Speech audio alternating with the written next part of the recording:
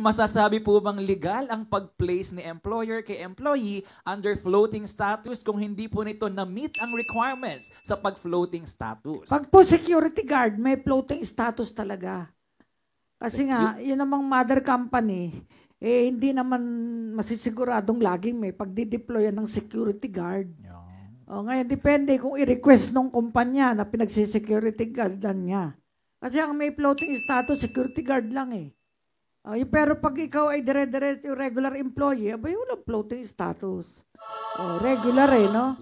Pero kung para sa gobyerno, ikaw ay permanent ka. Hindi ka matatanggal kung wala kang kaso. Hindi ka na-suspend o hindi ka naman na-dismiss from service. Question pala to from Nueva Ecija po. Oo nga Pero dapat papuntahin natin po sa pinakamalapit na PAW office yan.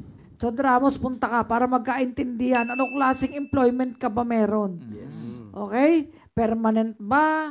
Contractual ba? Contract of service, job order, seasonal, piecemeal. Maraming klase, no?